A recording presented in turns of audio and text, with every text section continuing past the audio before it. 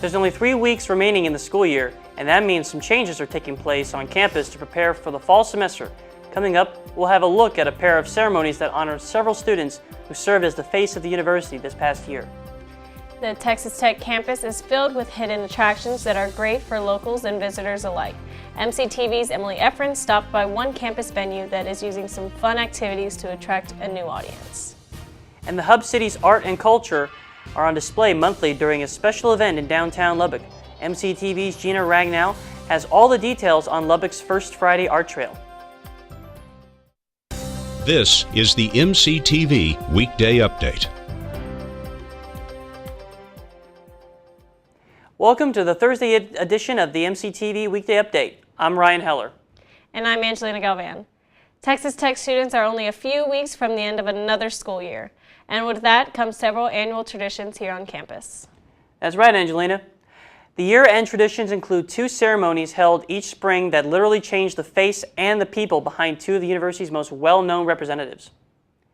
On Friday, the annual Transfer of Reins ceremony took place at the Mackenzie Market Alumni Center. During the ceremony, current masked rider Lindy Starr handed over her mask, hat, and cape to next year's mascot, Emily Broadbeck. Broadbeck will serve as the 58th masked rider, and she will represent the university through multiple appearances during the school year. Along with the transfer of reins, Friday's ceremony also included multiple recognitions of people, businesses, and campus groups who helped out the masked rider program through the year. The ceremony also gave Starr the chance to speak to the crowd and talk about her experience as the 57th masked rider. It has been an absolute honor to be the 2018-2019 Masked Rider and to be part of this tradition. It was everything I imagined and even more. I was told at the beginning of my year that the more you put into this, the more you'll get out of it. And that was some of the best advice I could have gotten. Following Friday's ceremony, Broadbeck immediately took over the duties of the masked rider, including appearances at the baseball and softball games over the weekend. Broadbeck's duties will also include caring for Fearless Champion, the current horse ridden by the masked rider. The Transfer of Reins ceremony was the first of 2 events held Friday at the Mackenzie Market Alumni Center. The second ceremony took time to recognize 2 students who maintained a secret identity all year long. John Brown and Lance LeBron were revealed as the 2 outgoing students who served as Raider Red this past school year. Brown and Lance's identity was unveiled during the passing of the gun ceremony held Friday at 4:30 p.m. Starting last April, Brown and LeBron began wearing the Raider Red costume, and they served as the primary 2 students to serve in the role. Between the 2 students and their assistants, Raider Red made 570 appearances here on campus and around the country. This year's appearances included the 2018 College World Series, the cheer and dance competitions held earlier this month in Florida, and the 2019's Men Final Four in Minneapolis. During the event, both former mascots talked about their experiences while wearing the Raider Red costume. This was truly a great experience and honor of my life. Everyone I got to meet has really made an impact on my life.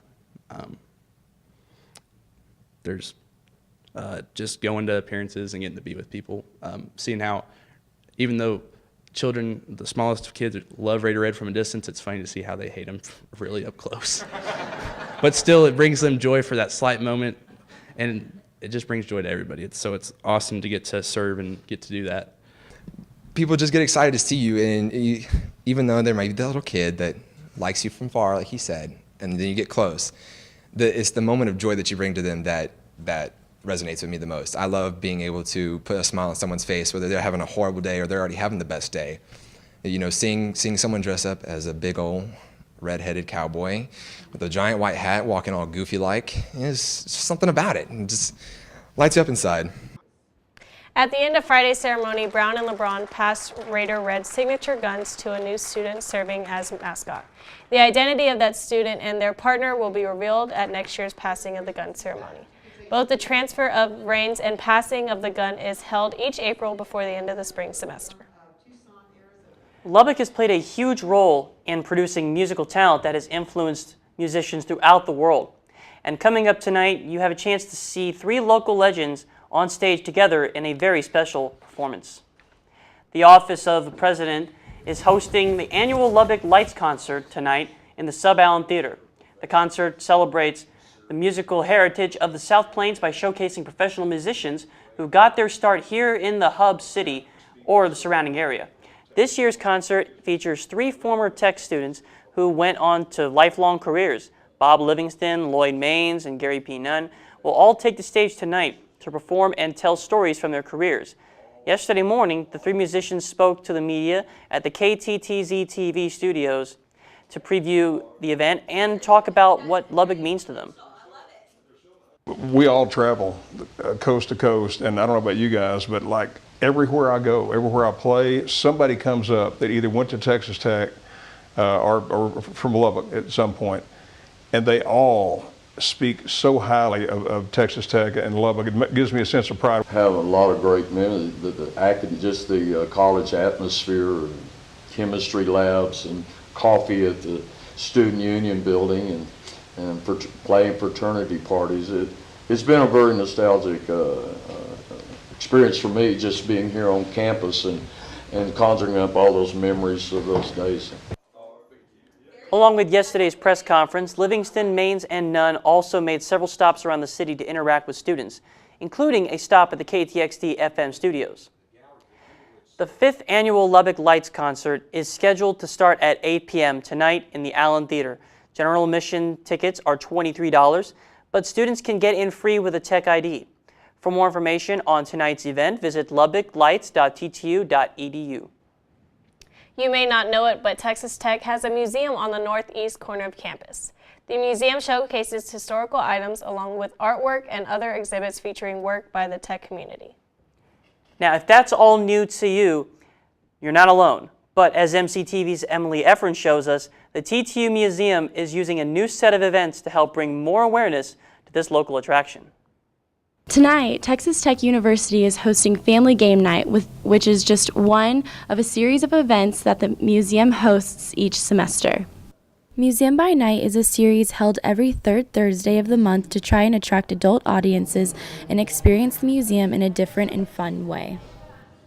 Tonight, for example, is all about games and gaming, but that's because we have a chess exhibit that's upcoming, and then we have a video game exhibit that we have on right now. So we thought, well, then let's just do games, and that would be fun for people to come and play. Some of the board games at the event included chess, checkers, cornhole, Jenga, dominoes, and more. It's just about getting the community to come to the museum. They can come and look at the galleries after hours and then go in and have some fun family time for free. Even though the event is geared towards adults, the event is still a fun experience for the whole family. He loves to play games. This is our grandson. He loves to play games, and so we're excited about letting him play all the. And I'm teaching them to play chess. He wants to teach us how to play chess. Right. Next month, Museum by Night will be hosting a trivia night. For more information, visit ttu.edu/museumttu. Reporting for MCTV, I'm Emily Efren. Representatives from Coca-Cola made a stop on campus this week, but not to get students to buy soda. Instead, the company took time to educate the tech community on ways they are helping save the environment. On Wednesday, the Coca-Cola set up their traveling Eco Center experience in the free speech area outside the sub. From 11 a.m. to 2 p.m., students could stop by the Eco Center and learn how the company is making a huge effort with recycling along with coming up with sustainable energy and resource options.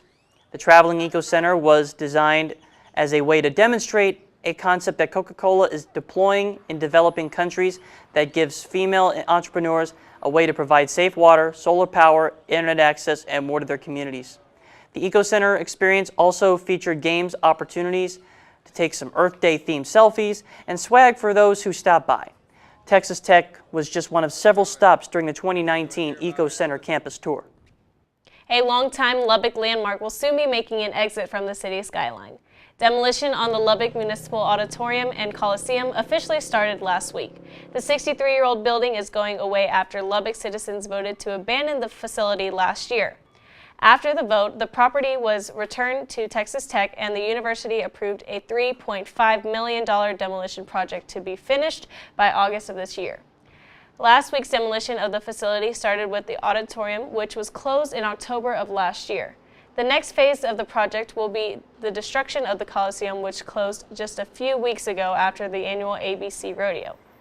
Texas Tech is still working through details on the use of the land after the demolition project is complete. The South Plains received some much-needed rain earlier this week after a storm system moved through the area. That's right, Ryan. Lubbock saw just under an inch of rain, but some areas were flooded with almost 3 inches of precipitation between Sunday evening and Tuesday afternoon. So, will we be seeing more of the wet stuff anytime soon? MCTV's Madison Hartin joins us now with a look at the forecast. Madison? Thanks, guys. Well, I'm sorry to tell you this, but there is no rain in the forecast for coming up in the next few days, but it does look like it's going to be very nice out here. For once, the weather is actually going to be normal, and I don't say that as a relative term. It's going to be quite calm and quite normal, actually, outside, so definitely get out there if you're not already. Right now, looking at our MCTV tower cam, we can see that there's not a cloud in sight right now over Urbanowski Park. It is a great time to get outside, and for our high today, it's actually jumped up again. It's about 80 degrees. It was a little bit cooler earlier in the week. Mostly sunny today with warm temperatures and a north by northeasterly wind at 15 to 25 miles per hour. And then for tonight, the temperature is going to drop back down, but it's not going to get very cold. 51 degrees will be our low, mostly clear and mild, and an easterly wind of 10 to 20 miles per hour. Looking at our little corner of Texas as a whole, we can see that it's mostly similar to how Lubbock is right now, with our high temperatures being in the upper 70s and lower 80s, with our warmest temperatures being on the Cap Rock and our coolest temperatures being off of the Cap Rock. For our lows, it's not jumping down very far for anyone. Low temperatures are mostly in the upper 40s, lower 50s, so no need to bring out the winter coats again. I think winter might be finally behind us, but you never know. We could always get one last cold snap before summer comes around. And then bringing it back in locally, we can see that for tomorrow, our high is going to be 76 degrees with a low of 59 and a southeasterly wind coming at 50 to 25 miles per hour. Relatively low wind for this week.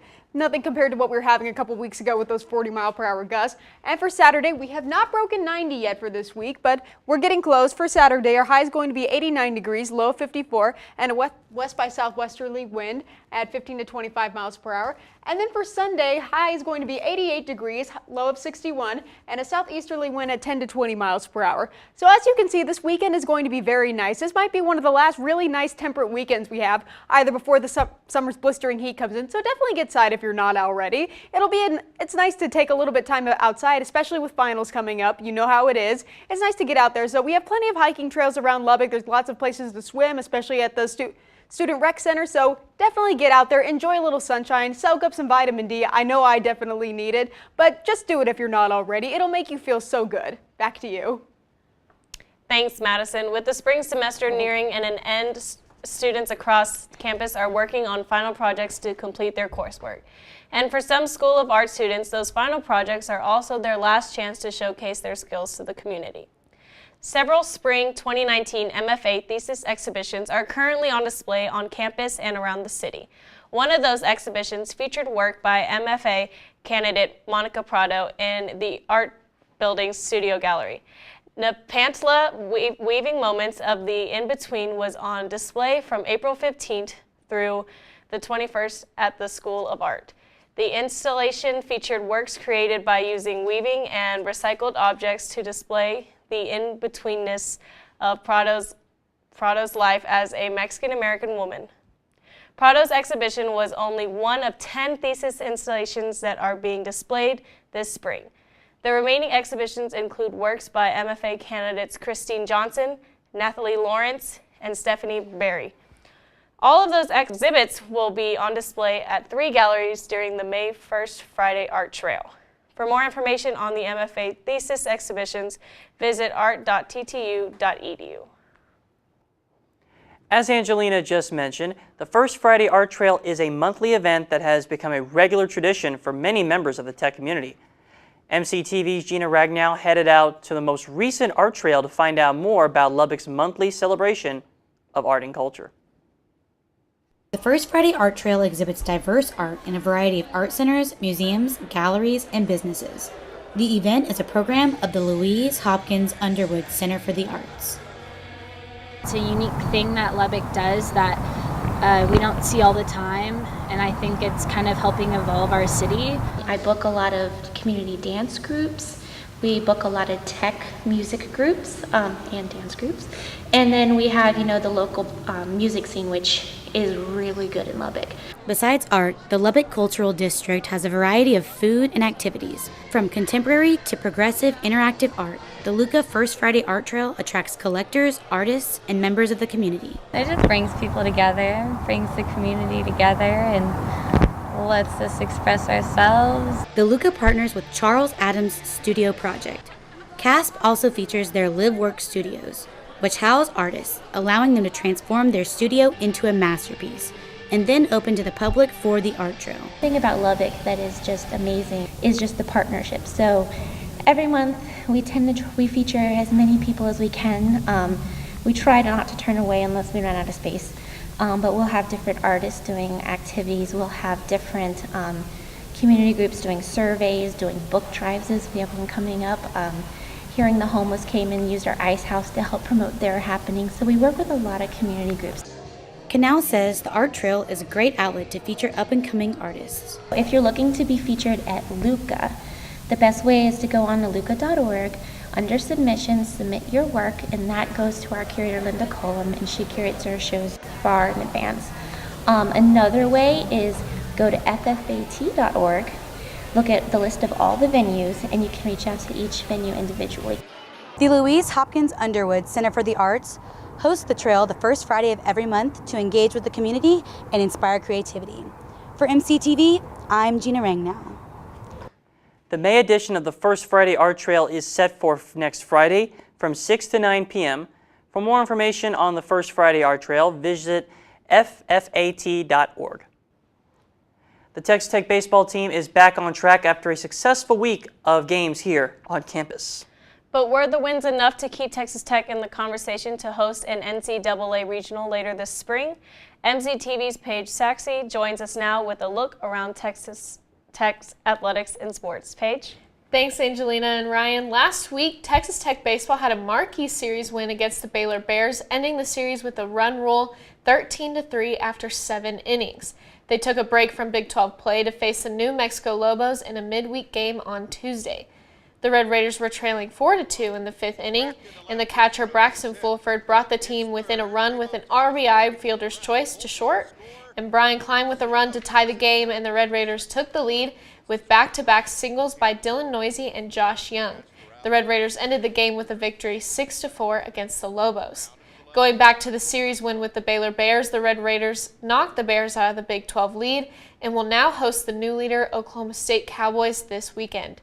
Tech is still in the conversation for hosting the regional, but they're in need of a top 8 national seed to be able to host the regional here in Lubbock. The Lady Raider softball team remains ranked for a record 10 straight weeks, and this past weekend they clinched a series win with Kansas Jayhawks. The Lady Raiders had a 4-1 victory on Saturday, and sophomore pitcher Aaron Edmondson kept the Jayhawks to just 1 run and 4 hits in the game and moved to 16-2, while Tech improved to 35-9 overall. Some notables of the game: Carly Hamilton was the highlight of Tech's offense with the 2-run homer, 2 of the 8 Lady Raider hits, and 2 RBIs. Trinity Edwards and Taylor Satchel were the other players to bring in runs for the win. The Lady Raiders will now travel to Stillwater, Oklahoma for their final Big 12 series this weekend. On Saturday, some of the best runners attended the Michael Johnson Invitational in Waco. Those in attendance witnessed probably the greatest one-day performance by a track athlete in Texas Tech history. Within an hour, Divine Oduduru took world leads in both the 100-meter and the 200-meter race. In the 100-meter, Oduduru timed in 9.94 seconds to take over the U.S. and world lead times. The Nigerian sprinter lined up against some of the nation's best runners just 45 minutes later in the 200-meter race and clocked in at 19.76, the second fastest time ever run by a collegiate athlete. As most of you may be paying more attention to the NBA playoffs, another season is close to ending. The NHL is currently moving on to the second round of the Stanley Cup playoffs, and one of our own here in Texas happened to be making their name known. After a 2-year hiatus from the big dance, the Dallas Stars were a wild card in the Western Conference. Dallas is advancing to the second round after defeating the Nashville Predators in 6 games. They're set to match up with the St. Louis Blues tonight in Game 1 of the series at 8:30 p.m. That's all for sports. Back to you, Ryan and Angelina. Thanks, Paige. So, Ryan, are you planning to head out to Dan Law Field to watch the Red Raiders play this weekend? Absolutely. You can count me in. I don't know if I'm going to go tomorrow or Saturday, but one of the days I'm definitely going to be there. Well, that's all for today's edition of the MCTV Weekday Update. Thanks so much for joining us, and be sure to check ttuhub.net every day for more news. We will see you next week.